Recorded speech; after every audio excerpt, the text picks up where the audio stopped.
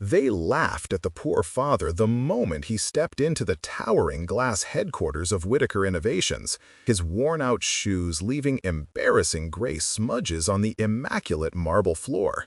Would you defend someone being humiliated for their appearance, or would you just look away? Tell us in the comments. The security guard at the gleaming reception desk didn't even try to hide his contempt as he examined the man's tattered ID card, deliberately taking longer than necessary, while the line of impatient executives behind him grew restless, their sighs and muttered comments cutting through the hushed atmosphere. Michael Davis stood perfectly still, shoulders slightly hunched, clutching a small, battered leather portfolio with trembling hands. His shoes, once black, but now a faded gray with fraying laces held together by electrical tape, and a sole that had been glued back together so many times the original shape was barely recognizable, seemed to scream poverty in a building where success was measured by Italian leather and bespoke suits. The contrast between his faded jeans, second-hand button-up shirt, and the surrounding opulence of the 30-story corporate cathedral was painful to witness. But no one in that elegant lobby could possibly imagine what those shoes had walked through, or what would happen in the next hour that would leave them all speechless. "Sir, are you absolutely certain you have an appointment?" the receptionist asked loudly, her voice carrying across the marble atrium, drawing more stares and subtle chuckles from the well-dressed people waiting for the elevator. Her perfectly manicured nails tapped impatiently on her keyboard, her expression making it clear she expected to find no record of this shabby man in their system. Michael nodded silently, his weathered face a mask of dignity despite the humiliation burning in his chest. His fingers, calloused and stained from years of manual labor, tightened around the portfolio containing everything he had left in the world. The folder held more than just papers. It contained his last hope, his daughter's future, and 18 months of working through sleepless nights after 12-hour shifts at the factory. If stories of fathers who refuse to surrender their dignity despite overwhelming odds move your heart, subscribe now for more powerful stories that remind us of the strength found in ordinary people facing extraordinary circumstances. "Mr. Whitaker specifically requested to see me," Michael finally said, his voice surprisingly steady despite the mocking glances. "I'm here about the Davidson project proposal. The appointment is for 10:30. The receptionist raised a perfectly shaped eyebrow, doubt written across her face as she looked him up and down once more. "Take a seat. I'll confirm with his assistant." Her tone made it clear she expected to be sending him back out those revolving doors within minutes, another delusional nobody thinking he could get a meeting with one of the wealthiest men in the country. Michael moved toward the waiting area, painfully aware of how out of place he looked among the sleek furniture and even sleeker people. A young executive in a tailored navy suit deliberately moved his polished briefcase away when Michael sat down, as if poverty might be contagious. Two women in designer dresses whispered behind manicured hands, their eyes darting toward his shoes, then away with barely disguised disdain. "Did you see his shoes actually stood up and moved to a seat farther away, making a show of brushing off the spot where Michael's worn jacket had briefly touched the pristine leather sofa? Did you see his shoes?" one woman whispered to another, not bothering to lower her voice enough. "I don't think they've ever been polished in their life." "Probably here to apply for the janitorial position," her companion replied with a smirk. "Though I doubt even our cleaning staff would show up looking like that." Michael kept his eyes fixed on the portfolio in his lap, pretending not to hear. He'd grown accustomed to the sidelong glances and whispered comments over the past year. His fingers traced the worn edges of the folder, finding comfort in the familiar texture. Inside were the technical drawings and prototype designs that represented his last chance at salvation. What none of them knew was that just 18 months ago, Michael Davis had been sitting in an office much like this one, wearing a suit that cost more than some people's monthly rent. They couldn't see the 3 engineering degrees gathering dust in his garage apartment, or understand why a former senior design engineer would now look like a man who couldn't afford a decent pair of shoes. The truth was hidden beneath those worn-out soles and the stubborn set of his jaw. Michael hadn't always lived on the edge of poverty. Once, he had been among the rising stars at Horizon Technologies, with a corner office overlooking the bay and a future as bright as the diamond on his wife Emma's finger. They had a beautiful home in the suburbs, a daughter attending private school, and weekends spent planning their next exotic vacation. Life had been perfect, until it wasn't. The memory of that rainy October night still haunted his dreams. The phone call from the hospital, the squeal of his tires as he raced through red lights, the doctor's face as he delivered the news that would shatter Michael's world. Emma and their 10-year-old daughter Lily had been in a catastrophic car accident. Emma had died instantly. Lily had survived, but with severe spinal injuries that left her paralyzed from the waist down.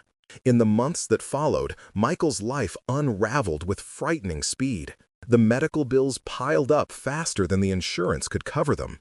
His performance at work suffered as he split his time between the hospital and his job. The sympathetic looks from colleagues slowly transformed into impatient sighs and closed-door meetings about his diminished contribution. Eventually, Horizon Technologies had let him go, compassionately they said, with a severance package that disappeared almost immediately into the black hole of medical debt. The elegant penthouse apartment was exchanged for a 1-bedroom unit in a run-down building close to Lily's rehabilitation center. The savings account was drained for specialized equipment. The designer suits were sold to pay for medications. The sleek sports car was traded for a 15-year-old sedan that broke down more often than it ran. And still, it wasn't enough. For the first time in his life, Michael had learned what it meant to be truly desperate. He'd taken any job he could find, stocking shelves overnight, delivering packages during the day, picking up odd handyman work on weekends. Anything to keep a roof over Lily's head and food on their table. Anything to pay for the medications and therapy that weren't covered by the state assistance they now relied on. But through it all, one thing remained unbroken: Michael's brilliant mind. During the long nights sitting beside Lily's hospital bed, he had begun sketching out an idea, a revolutionary design for a more affordable, lightweight prosthetic system that could change millions of lives. It had started as a way to help Lily, but it had grown into something far bigger, something that could, if someone would just listen, transform not only their lives, but the lives of countless others who couldn't afford the current medical technology on the market. "Mr. Davis?" The receptionist's voice cut through his memories. Her tone noticeably changed. "Mr. Whitaker's assistant is on her way down to escort you up, 15th floor." The surprise was evident in her voice and in the sudden attention from the others in the waiting area. Their expressions shifted from disdain to curiosity. Who was this shabby man that warranted personal escort from the executive floor? As Michael rose, he felt the stares following him. The same young executive who had moved his briefcase now openly snickered to his colleague. "Bet he's the janitor's brother or something. Probably needs a loan." The elevator doors closed, cutting off the laughter, but not the sting of their words. Michael took a deep breath, checking his reflection in the mirrored wall. His hair was neatly combed, his shirt clean and pressed, even if it was years out of fashion. His worn shoes looked even worse under the elevator's harsh lighting, and he shifted uncomfortably, trying to position himself so they wouldn't be the first thing anyone noticed. When the doors opened on the 15th floor, the contrast was stark. While the lobby had been impressive, this level exuded true power. Original artwork adorned the walls, and the carpet was thick enough to swallow the sound of footsteps. A poised woman in her 40s approached with a professional smile. "Mr. Davis, I'm Sandra Mitchell, Mr. Whitaker's executive assistant." If she noticed his shabby appearance, she gave no indication. Her heels clicked softly on the hardwood as she led him through a maze of hallways to a vast conference room where 6 people sat around a table worth more than his current annual income. At the head sat Charles Whitaker himself, billionaire founder of Whitaker Innovations, venture capitalist, and the man who could single-handedly change Michael and Lily's future. At 65, Whitaker had the lean physique of someone who made time for the gym despite running a global empire. His silver hair was immaculately styled, his tailored suit clearly custom-made. Unlike many wealthy men, however, there was nothing soft about him. His face was all angles, with piercing blue eyes that seemed to look through rather than at you. The others were clearly members of his executive team, all wearing expressions ranging from curiosity to thinly veiled contempt as they took in Michael's appearance. One woman in particular, with a sleek bob and rimless glasses, didn't bother to hide her distaste as her gaze lingered on his worn shoes. "Mr. Davis, please take a seat," Whitaker said, his face unreadable. Unlike his employees, he showed no immediate reaction to Michael's shabby clothes or worn shoes. "You have 15 minutes to convince us why we should invest in your prosthetic design." Michael placed his portfolio on the table, his hands suddenly steady. This was his one chance. For Lily, for himself, for the millions of people who couldn't afford the current medical technology on the market. As he began speaking, describing the innovative materials and the simplified manufacturing process that could cut costs by 60% while improving functionality, he felt the atmosphere in the room subtly shift. One of the executives leaned forward, her earlier disdain replaced by professional interest. Another began taking rapid notes. But it was when Michael pulled out the small prototype from his bag that true attention bloomed in the room. This was the result of 18 months of work in his tiny apartment kitchen, built from scrounged materials and sheer determination. "The current market options cost upwards of $50,000, Michael explained, demonstrating the smooth joint movement. "My design could retail for under $20,000, making it accessible to patients without premium insurance coverage while still maintaining a healthy profit margin of approximately 30%. He continued his presentation, laying out production costs, market analysis, and potential distribution channels. His voice grew stronger as he moved from theory to practical application, years of engineering expertise evident in every precise explanation. For these brief minutes, it was possible to glimpse the man he had been before tragedy struck: confident, brilliant, innovative. As he spoke, Michael noticed one of the executives, a thin man with an expensive watch and meticulously groomed facial hair, staring pointedly at his shoes, then whispering something to his colleague. The familiar burn of shame crept up Michael's neck, but he forced himself to continue, focusing on the technical specifications rather than the mocking glances. "The unique aspect of my design is the adaptive joint system," Michael explained, demonstrating with the prototype. "Current models require regular professional adjustments. This system allows users to make minor adjustments themselves, reducing follow-up medical visits by approximately 40%. Charles Whitaker, who had been silent throughout the presentation, suddenly leaned forward. "And the battery life? That's been the primary complaint with lightweight models." "My design uses a kinetic charging system," Michael replied, relieved to be addressing a technical question rather than facing more judgment. "The natural movement of walking partially recharges the battery, extending the time between charges to 72 hours of continuous use, compared to the industry standard of 24 hours. Whitaker nodded, genuine interest flickering in his eyes. "Impressive. And the testing data?" Michael hesitated, then straightened his shoulders. "Limited at this stage. I've constructed 3 functioning prototypes, but without proper funding, comprehensive testing hasn't been possible." The thin executive who had been staring at Michael's shoes scoffed audibly.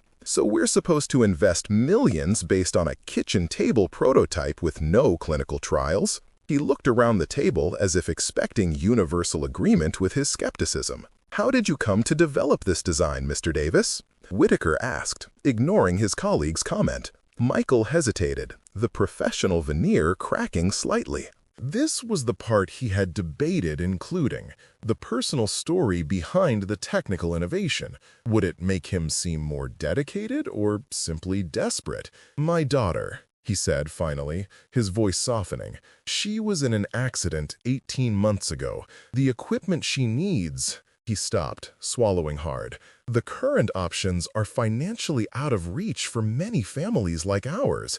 I wanted to create something that would help her and others like her." "I see," Whitaker said, his expression still unreadable. "And your background?" 15 years at Horizon Technologies, sir. I was their lead design engineer for medical devices until last year." "Until you left to care for your daughter," Whitaker finished for him. Something changed in the billionaire's eyes, a flash of recognition, perhaps, or understanding. The thin executive leaned over to whisper something to Whitaker, his eyes darting meaningfully toward Michael's shoes. Whatever he said made Whitaker's expression harden. "And where is your daughter now, Mr. Davis?" Whitaker asked unexpectedly. The question caught Michael off guard. "With a neighbor," he said after a moment. "Mrs. Abernathy watches her when He hesitated, unwilling to admit he couldn't afford proper care. "When I have appointments." "I see," Whitaker said, his tone revealing nothing. "Thank you, Mr. Davis. We'll need some time to discuss your proposal. Please wait outside."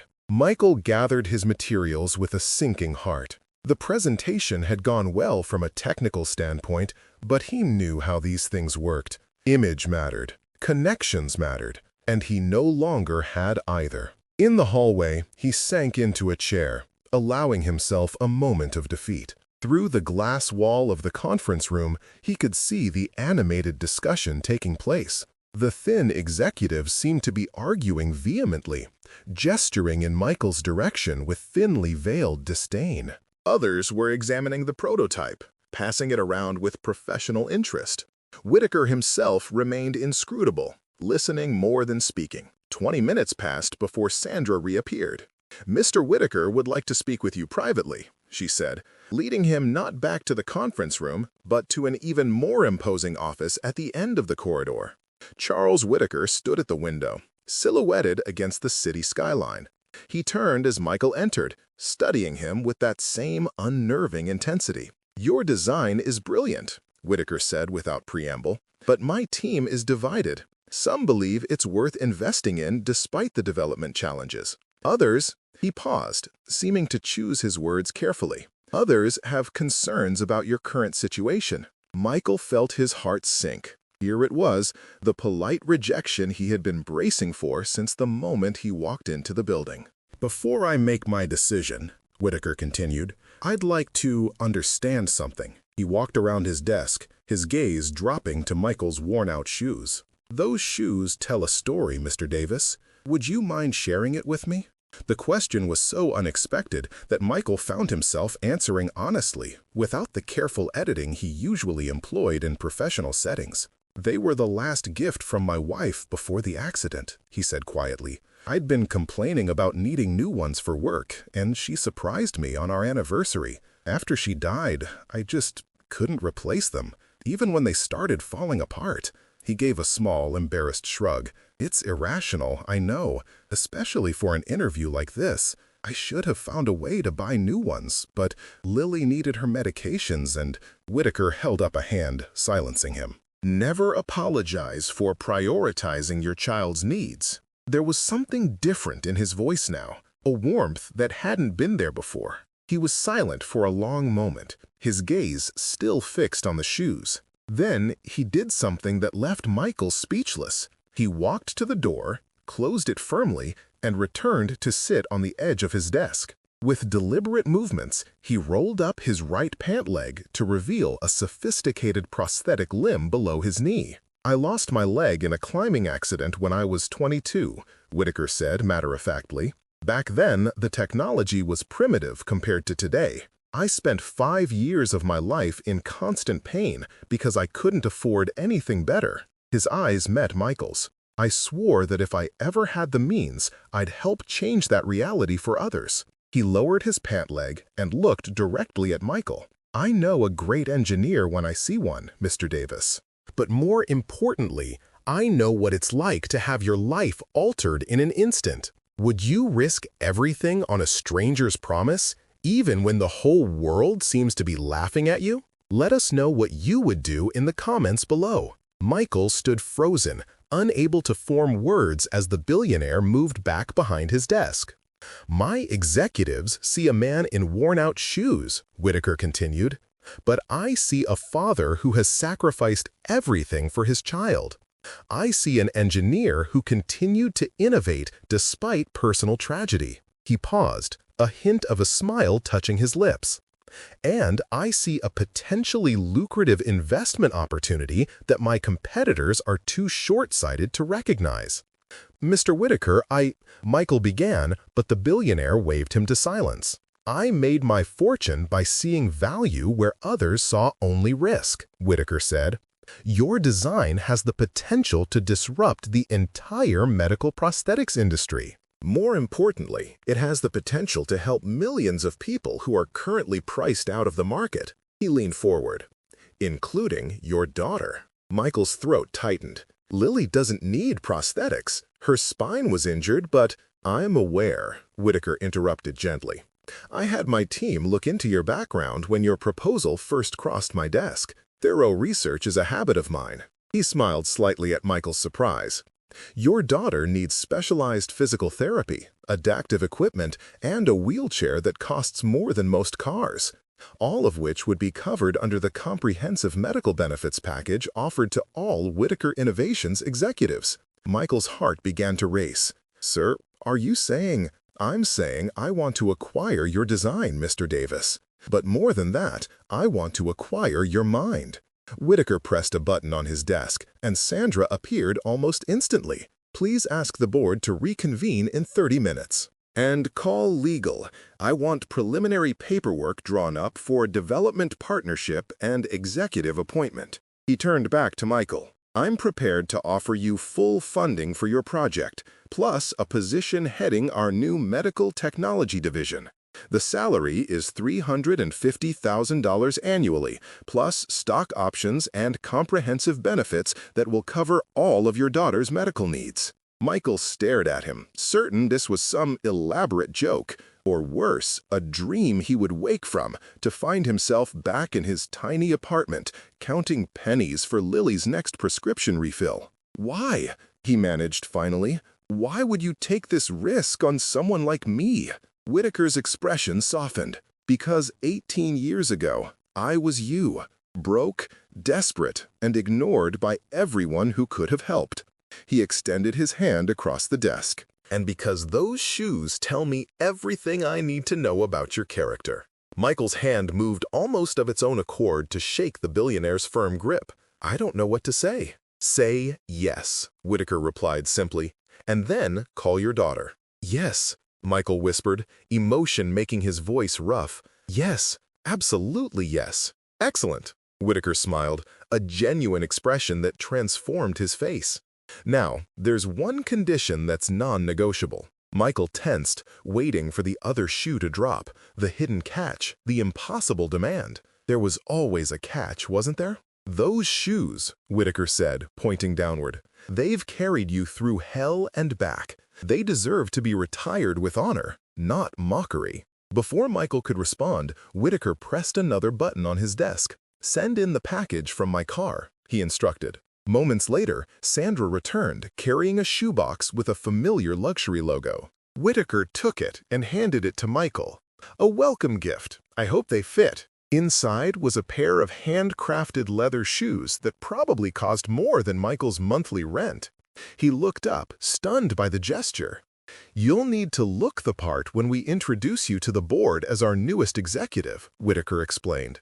"But those," he nodded toward Michael's worn shoes, "keep them. Some things are worth more than their appearance suggests." Michael struggled to find words. "Sir, I don't know how to thank you." "You can thank me by proving me right," Whitaker replied, "and by calling me Charles from now on. We're partners now, after all." He checked his watch. "The board will be reassembling soon. Why don't you use my private bathroom to change into those new shoes? Sandra will show you where it is."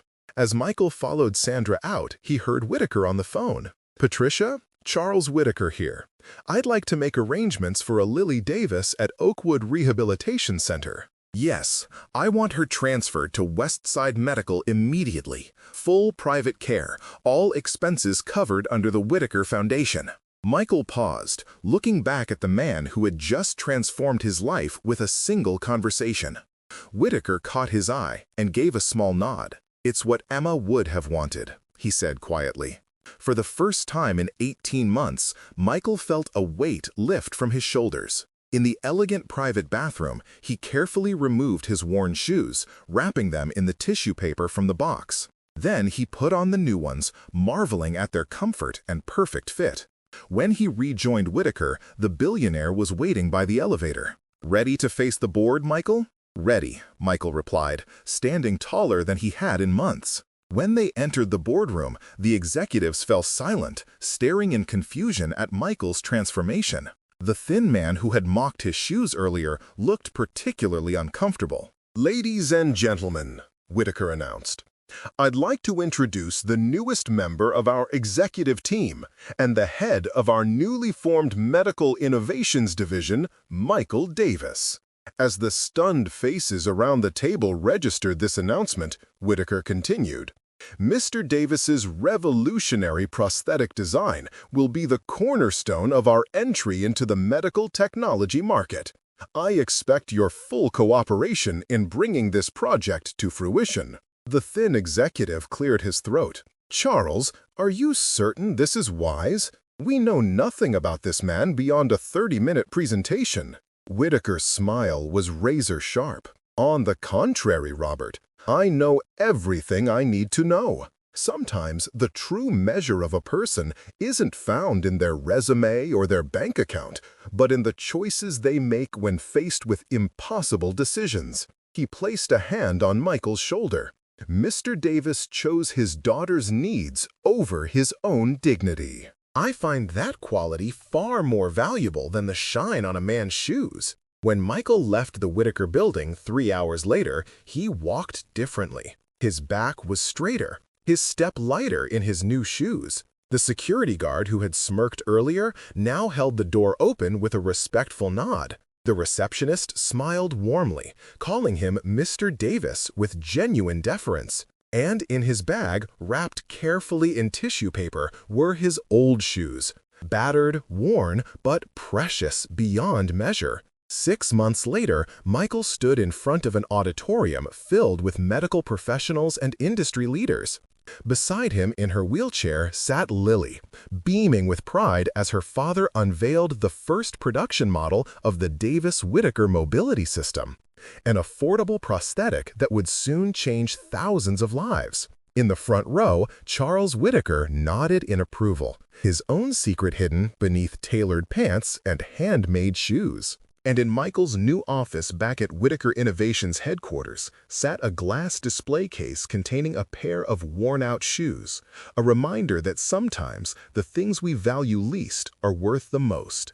As the audience rose for a standing ovation, Michael bent down to whisper in Lily's ear. "Mom would be proud of us," he said softly. Lily squeezed his hand. "She is," she replied with the wisdom of a child who had faced more in her young life than most adults ever would. "And so am I."